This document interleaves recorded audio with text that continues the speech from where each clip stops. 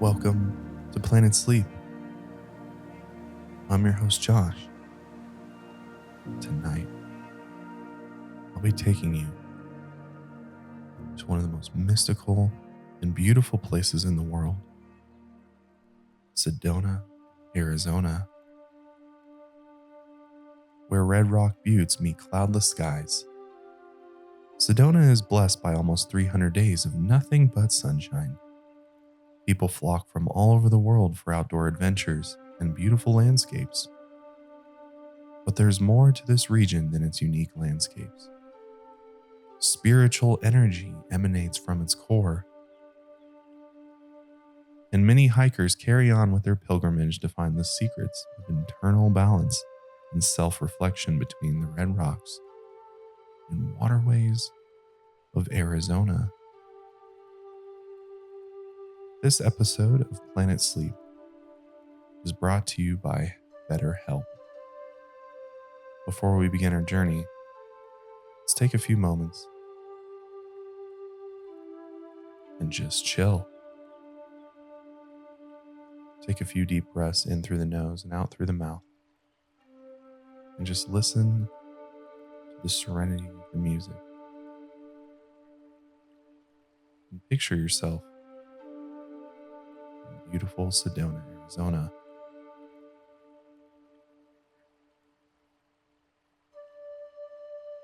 Allow your mind, body, and spirit to be open to the journey ahead and the rest and peace I know you'll find. Let's just take a few moments and just breathe.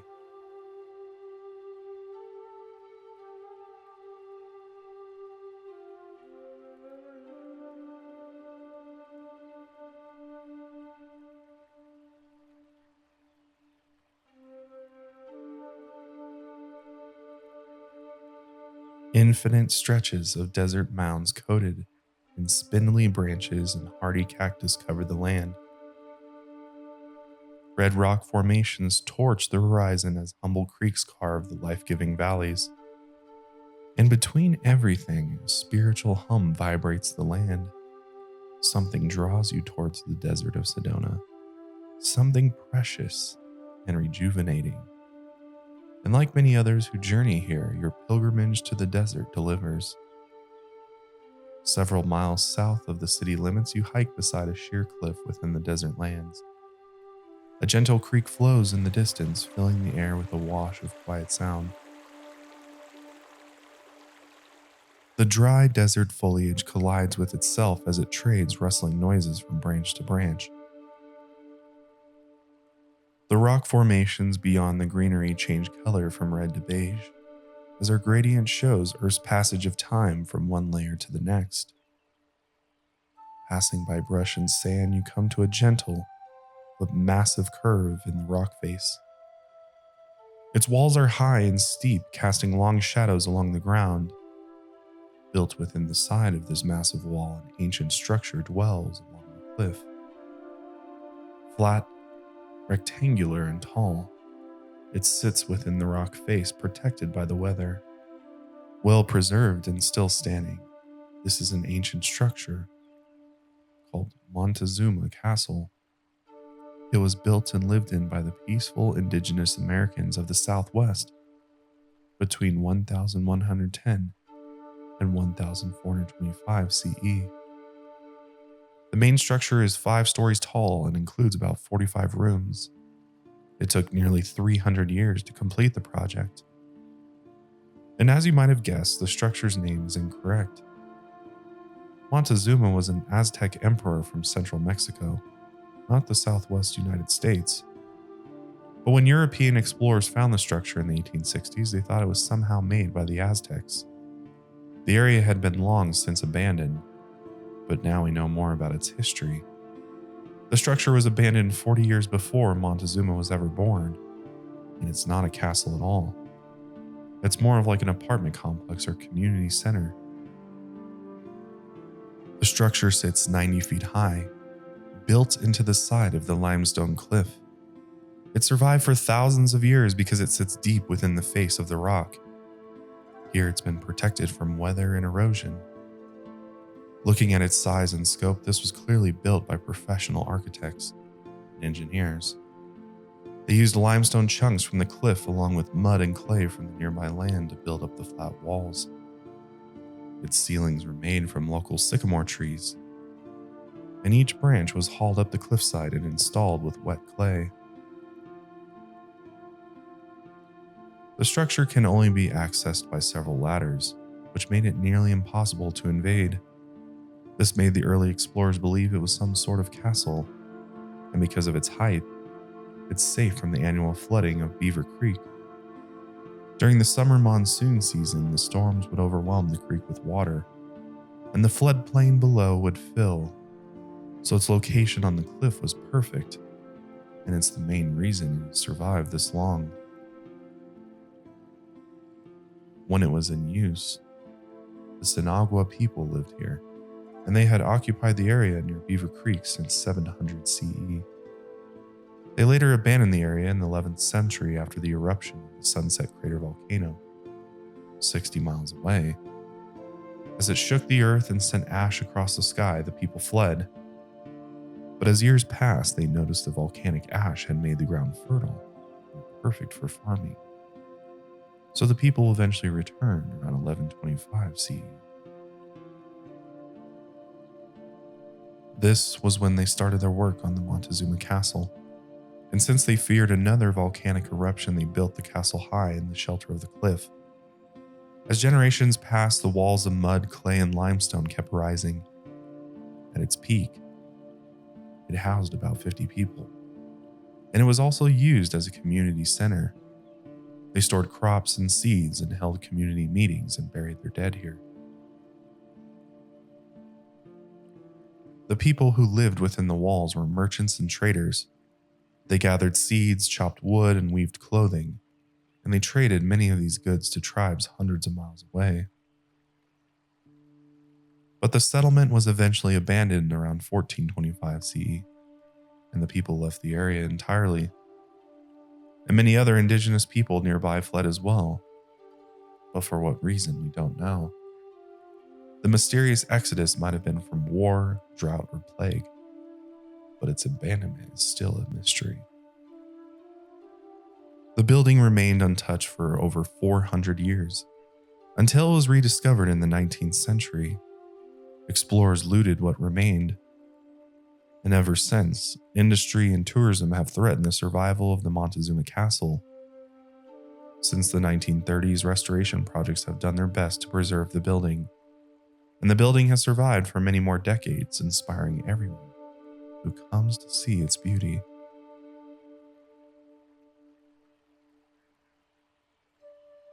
Although you can't go inside, you appreciate its beauty from the pathway below.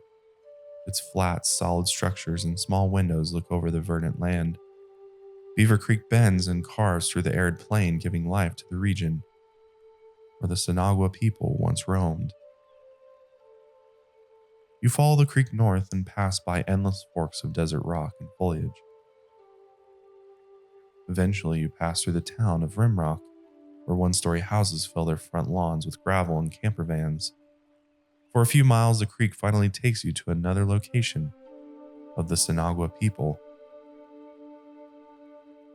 Its last stretch leads to a massive body of water known as the Montezuma Well. Between cactus and desert rock, this circular body of water rests with a natural sinkhole. From rim to rim, the well is 368 feet across, and it contains natural spring water that connects to the creek. Even in times of severe drought, water can be found here, which is why the Sinagua people settle nearby. But the water contains high levels of arsenic, which might have led to health complications for anyone who drank from it. On the rim of the sinkhole, small stone buildings can be seen, built into the wall. Single doors lead to windowless rooms. These were built around 1050 CE. The people who lived here used this area to farm, and they even built a canal nearby to aid their agriculture. Today, well is seen as a sacred site. Some indigenous people believe these waters gave birth to their existence, and it's no wonder that a fresh body of water in the middle of the arid desert is held in such high regard. After taking in your last sight of water for a while, you continue on, north of the well. You meet up with the highway heading north that connects to the Red Rock Scenic Byway, a 14-mile stretch of beautiful natural structures. Here, the incredible geology of Sedona shows itself to the world. Before we continue on our journey through Sedona, take a moment to thank our sponsor, BetterHelp. This podcast is sponsored by BetterHelp. Life is full of twists and turns, and it's important to show up for yourself through it all. BetterHelp Online Therapy will assess your needs and can match you with your own licensed professional therapist in less than 48 hours. Therapy is a wonderful thing. I've taken advantage of therapy before in my life, and there's something so helpful and comforting about talking to a third party about whatever it may be. Sometimes all you need to get past something in life is a different perspective, and therapists are great at providing that. BetterHelp is not a crisis line, it's not self-help, it's professional therapy done securely online, available to people worldwide. You can log into your account anytime and send a message to your therapist. You can schedule weekly video or phone sessions so you don't have to be on camera if you don't want to. And getting therapy every week is as easy as a few clicks on your laptop or phone. With therapy, it can take a few tries to find the right fit for you, and BetterHelp makes it easy and free to change therapists if needed. It's more affordable than traditional offline therapy, and financial aid is available. BetterHelp is a great way to invest in yourself. You can visit their website and read their testimonials before you decide if you'd like to move forward. In fact, so many people have been using BetterHelp that they're recruiting additional therapists in all 50 states. And they have a special offer for my listeners. Get 10% off your first month at betterhelp.com/planetsleep. That's 10% off your first month of online therapy at betterhelp.com/planetsleep.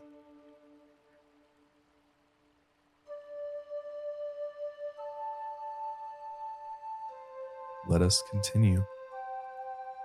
After taking in your last sight of water for a while, you continue on, north of the well. You meet up with the highway heading north that connects to the Red Rock Scenic Byway, a 14-mile stretch of beautiful natural structures.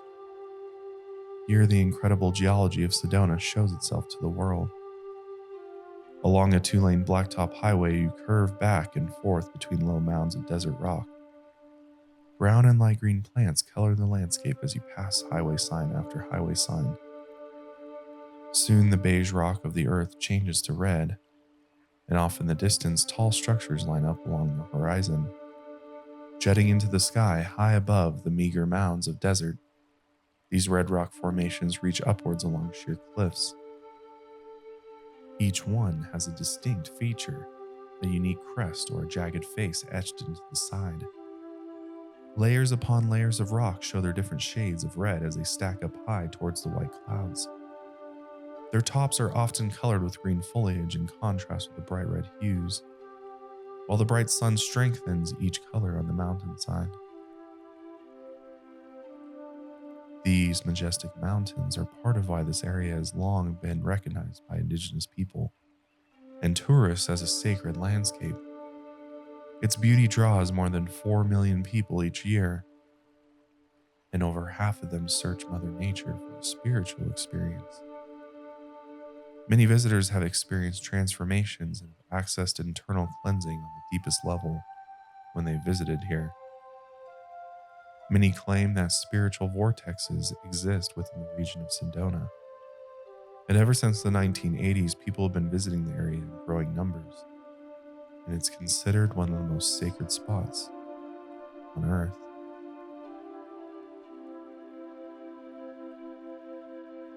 Dating back thousands of years, the indigenous people have sought out Sedona for healing and a place for ceremonies. Some even believe this is where the creation of man first began. It's located on the Colorado Plateau at 4,500 feet above sea level, and its desert climate gives almost 300 sunny days a year.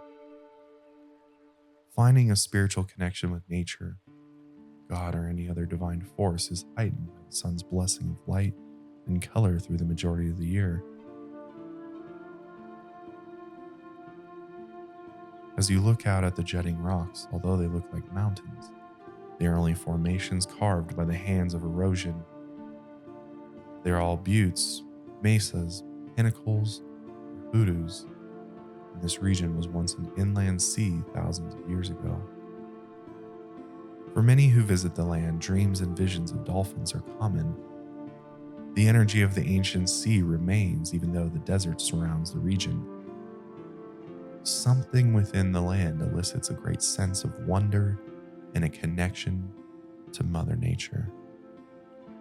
Whether you wish to connect through yoga, metaphysics, or any other kind of spiritual expression, Sedona delivers.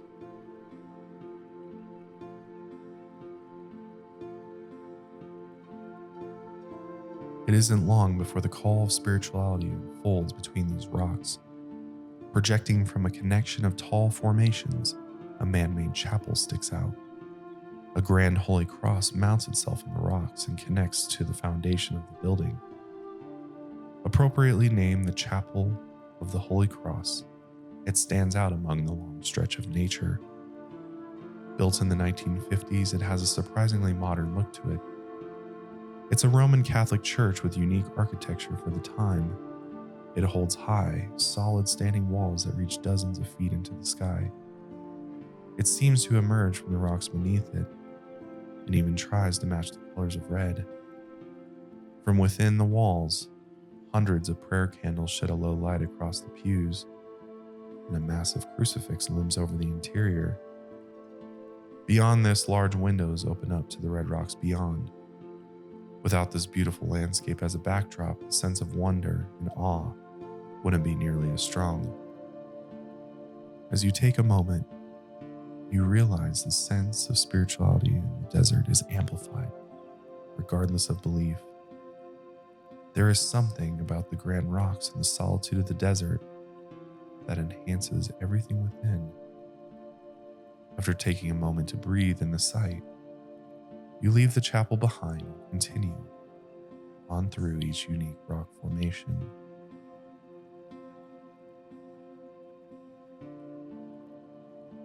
Through desert brush, you cross a thick grove of plants. The wind picks up the dry soil and it throws it across the air as you make your way along a narrow path of bright sand. Although in solitude, you're never alone. Out of the corner of your eye, you spot a small hairy creature prancing on all fours. It snorts and hobbles while dodging the prickly trunk of a nearby cactus. It ducks under a branch as the needles comb through the small tuft of black hair on its head.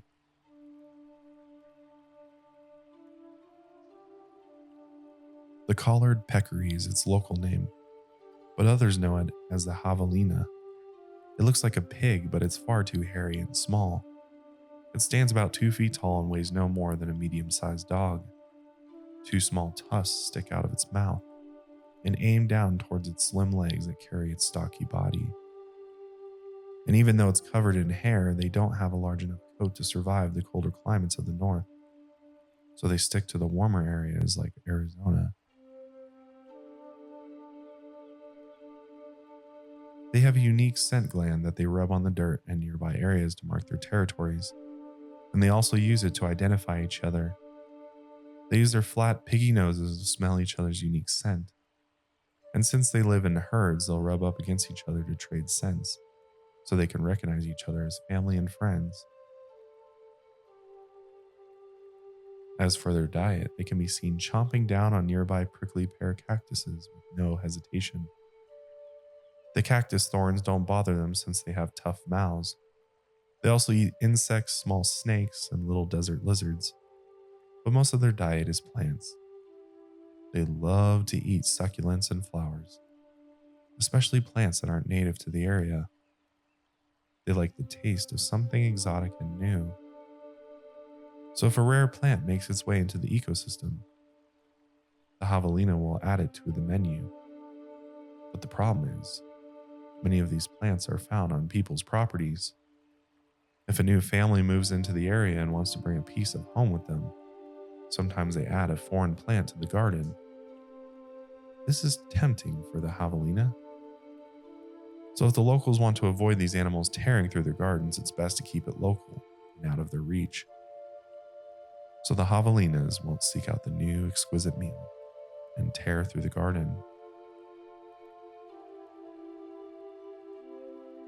This has brought up plenty of challenges in the region.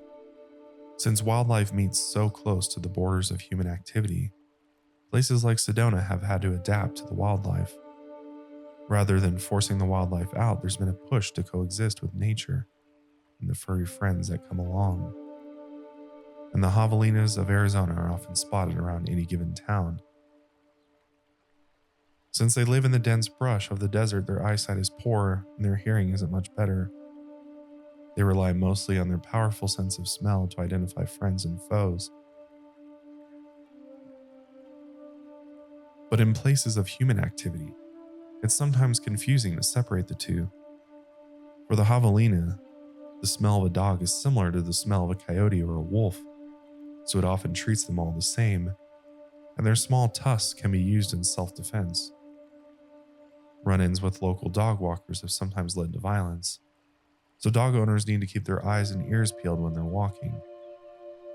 Awareness of your surroundings is the best way to be safe while living in harmony with Mother Nature.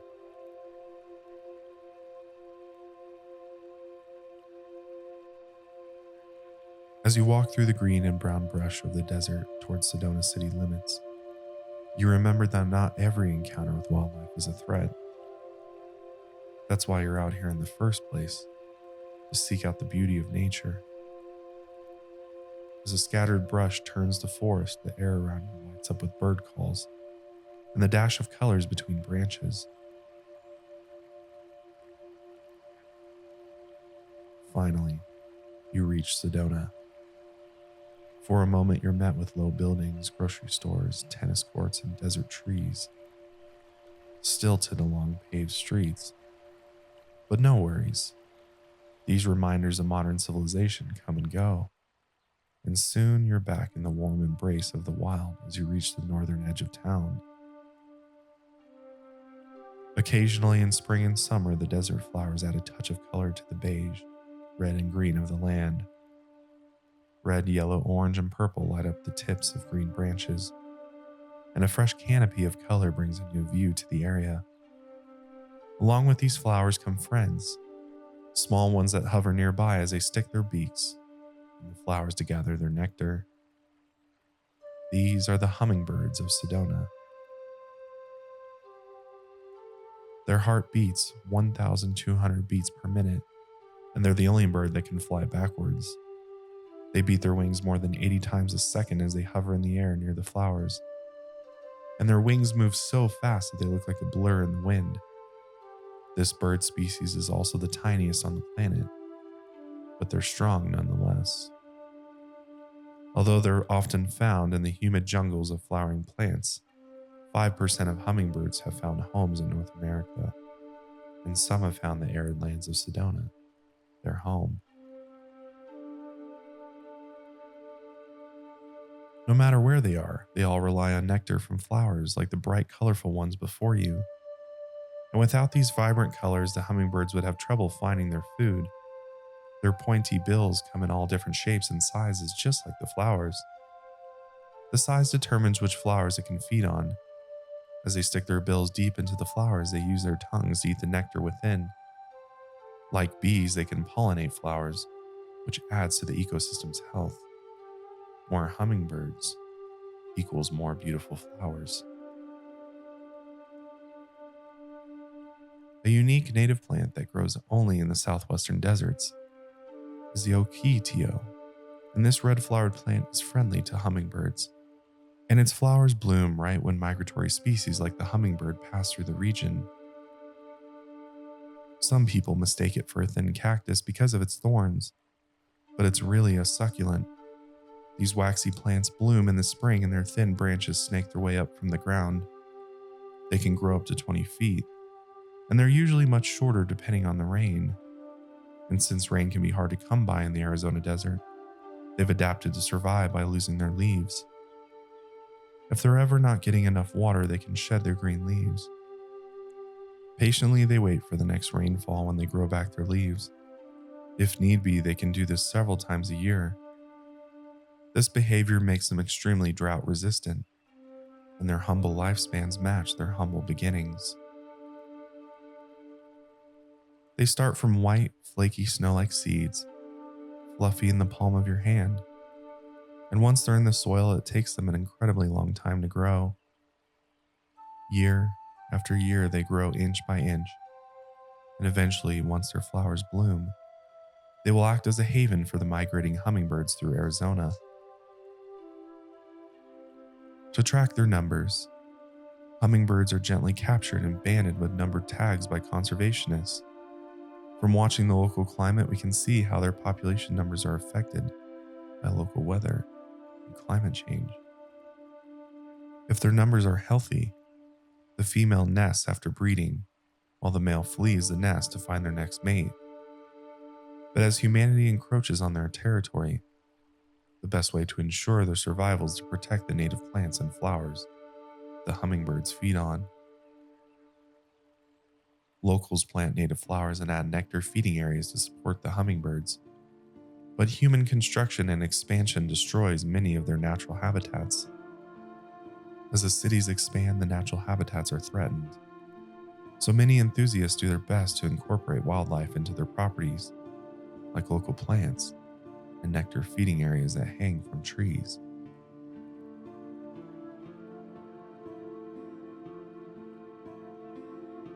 Luckily for now, you leave the world of human construction behind you. The houses and parking lots fade. Further north, you travel to the Soldier Pass trailhead, where you venture along a red dirt pathway deep into the desert. Once again, nature surrounds you. The dry wind shakes the low-lying trees, and your course takes you through lofty rock formations. Throughout the hike, these distant towering red cliffs follow you. Occasionally, you pass by sinkholes stained with traces of erosion. Tunnels snake beneath the earth where flash flood rainwater carves out the rocks below. After hiking for some time, you finally reach a series of small, shallow pools that have filled with rainwater.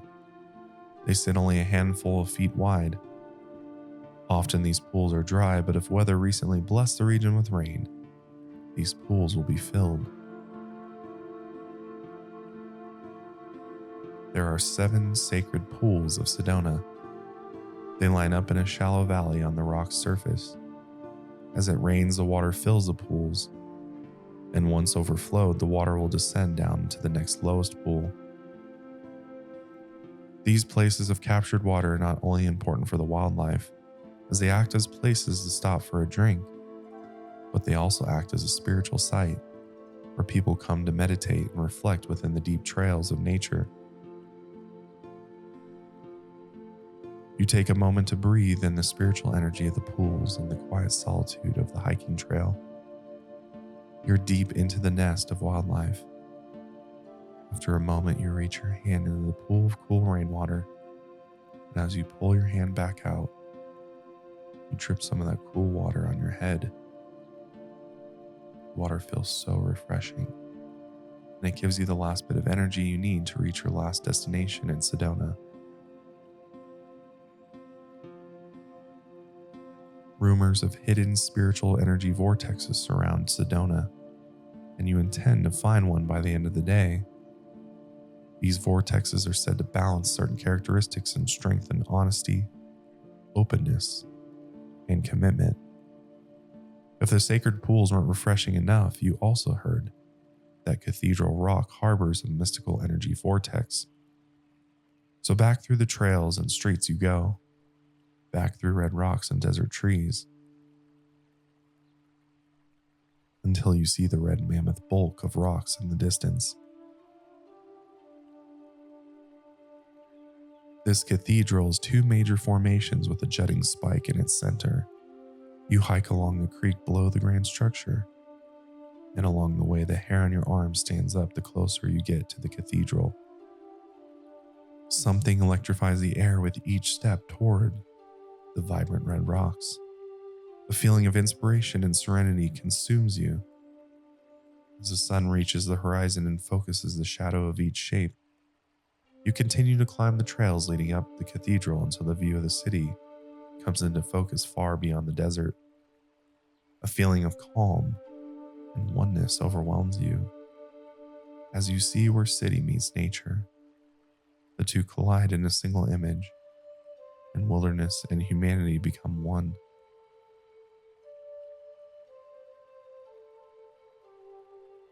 You sit down on a platform on the side of Cathedral Rock. Out before you are every trail and monument you've ever traveled to. Far south sits the ancient castle dwelling on the cliff. From there, the 14-mile stretch of red rocks connects the land from wildlife to nature and back again. And beyond the city lies the 7 sacred pools where water feeds the wildlife as well as the spirit. The red rocks cast long shadows over the desert as the sun burrows into the western sky. And as you rest your eyes, visions of dolphins swimming and jumping through an ancient inland sea greet you on the edge of a long dream. From water to desert rock, the earth of Sedona begins and ends. The ever-changing spectrum of a sacred land swings back and forth before you, like a spiritual pendulum ticking back and forth. Your chi finds its strength as your muscles wear out from the long day. You breathe in and out, and you settle into the red rock of Sedona, a solid bed, constantly carved by the force of energy much greater than yourself. Here, you are small on the ledge of the colossal Cathedral Rock. You are just another speck of life across this sprawling red desert. But your visions here are grand and limitless.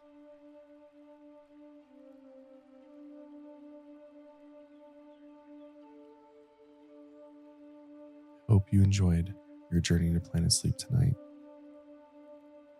If you ever get the opportunity to visit Sedona, Arizona, I highly recommend it because everything I just told you about is true. I hope you found this episode of Planet Sleep relaxing and restful. Make sure you subscribe to the show if you're not already. But I'll see you next time on our next journey to Planet Sleep. Until next time, sleep easy, my friend.